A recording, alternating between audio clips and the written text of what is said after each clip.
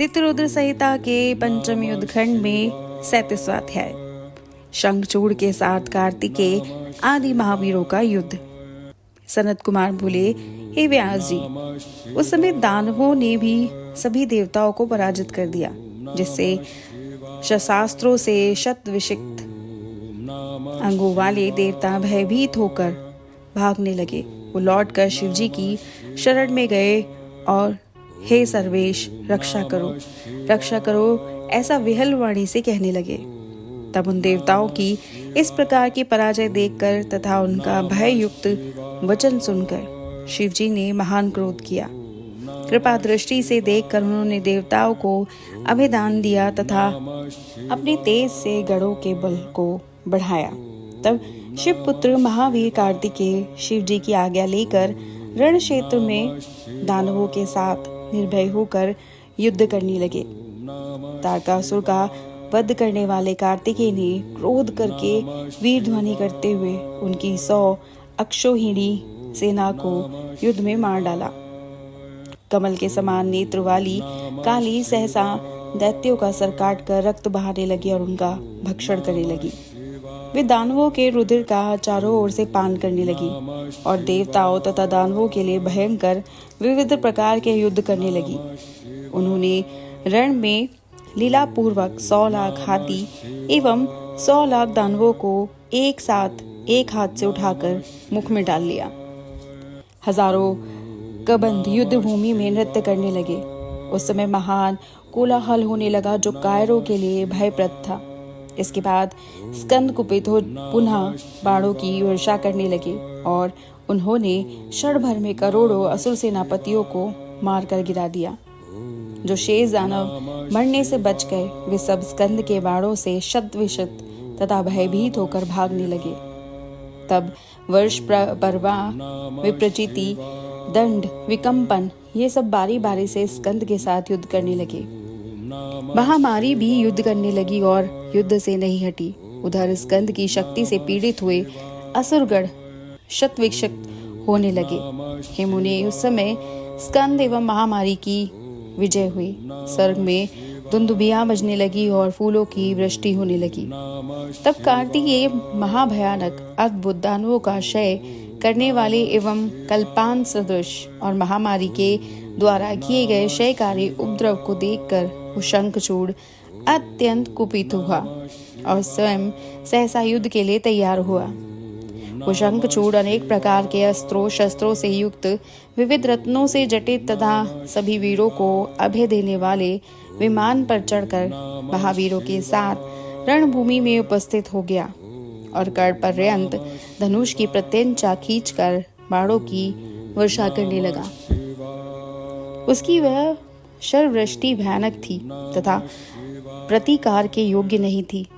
उसने युद्ध स्थल में घनघोर अंधकार छा गया। सभी देवता तथा नंदीश्वर आदि जो अन्य थे वो महागण भागने लगे। उस युद्ध में एकमात्र कार्तिकेय ही डटे रहे। उस समय दानवराज ने पर्वतों, सर्पों, नागों एवं वृक्षों की भयंकर एवं दुर्निवाय वर्षा की। उस वृष्टि से शिवपुत्र स्कंद उसी प्रकार आहत हो गए जैसे घने कोहरे से आच्छादित सूर्य। हे मुनि श्रेष्ठ, उसने भय दानव के द्वारा सिखाई गई अनेक अपनी माया को फैलाया, किंतु कोई भी देवता तथा गण उसे नहीं जान सका। उसी समय महामायावी एवं महाबली शंखचूड़ ने अपने एक ही दिव्य बाण से उनके धनुष को काट दिया। उसने उनके दिव्य रथ एवं रथ के रक्षकों को नष्ट कर दिया तथा अपने दिव्यास्त्र से उनके मयूर को जर्जर कर दिया। उनसे उनके वक्ष स्थल पर सूर्य के समान दैदीप्यमान एवं आघात करने वाली अपनी शक्ति चलाई। तब उसके प्रहार से वह कार्तिकेय सहसा मूर्छित हो गए। पुनः क्षण मात्र में चेतना प्राप्त कर शत्रु वीरों को नष्ट करने वाले कार्तिकेय अपने महारत्न जटित वाहन पर सवार हो गए। वो कार्तिकेय पार्वती सहित शिव के चरणों का स्मरण अस्त्र शस्त्र लेकर घनघोर संग्राम करने लगे। उन शिवपुत्र ने क्रोध पूर्वक अपने दिव्यास्त्र से उसके समस्त सर्पों, पर्वतों, वृक्षों एवं पाषाणों को काट दिया। उन्होंने पार्जन्य बाण के द्वारा लीला से ही शंखचूड़ के आग्नेय शास्त्र को शांत कर दिया और उसका रथ तथा धनुष भी काट डाला। वे उसके कवच, समस्त वाहन, उज्ज्वल किरीट एवं मुकुट को नष्ट कर वीर ध्वनि करने लगे तथा बारंबार गरजने लगे। उसके बाद उन्होंने दानवेंद्र की छाती पर सूर्य के समान दैदीप्यमान शक्ति से प्रहार किया। उस अत्यंत तीव्र प्रहार से वह मूर्छित हो गया। वो महाबली थोड़ी देर में शक्ति की पीड़ा दूर कर चेतना प्राप्त करके उठ गया तथा सिंह के समान गर्जना करने लगा। उस महाबली ने कार्तिकेय पर अपनी शक्ति से प्रहार किया। तब कार्तिकेय विधाता के द्वारा दी गई शक्ति को अमोघ सिद्ध करने के लिए पृथ्वी तल पर गिर पड़े।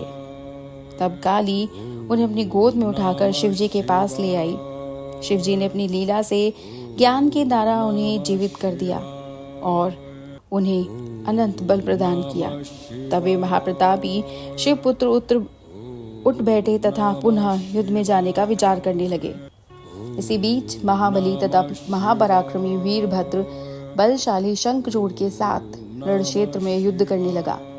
उस दानव ने समर में जिन जिन अस्त्रों को चढ़ाया, उन अस्त्रों को वीरभद्र ने लीलापूर्वक अपने बाणों से नष्ट कर दिया।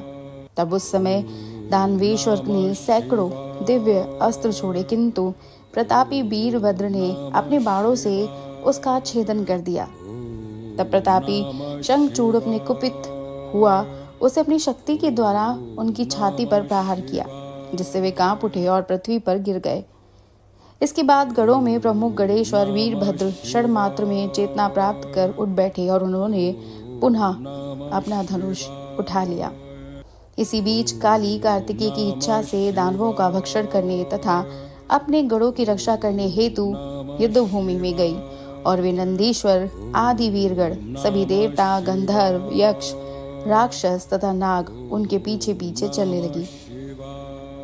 बाजे बजने लगे। सैकड़ों वीर मधुबाण लिए हुए थे। दोनों पक्षों के वीर युद्ध के लिए उद्यत थे। इस प्रकार श्री शिव महापुराण के अंतर्गत दित्य रुद्र संहिता के पंचम युद्ध खंड में शंखचूड़ वध के अंतर्गत ससैन्य शंखचूड़ युद्ध वर्णन नामक 37वां अध्याय पूर्ण हुआ और हमारा अगला अध्याय है श्री काली का शंखचूड़ के साथ महान युद्ध। आकाशवाणी सुनकर काली का शिव के पास आकर युद्ध का वृतांत बताना नामक 38वां अध्याय। और इसे जानने के लिए सब्सक्राइब कीजिएगा हमारे YouTube channel voice of tales को। हमारी वीडियो को लाइक, शेयर, सब्सक्राइब करना मत भूलिएगा। हर हर महादेव। नमः शिवाय। ओम नमः शिवाय।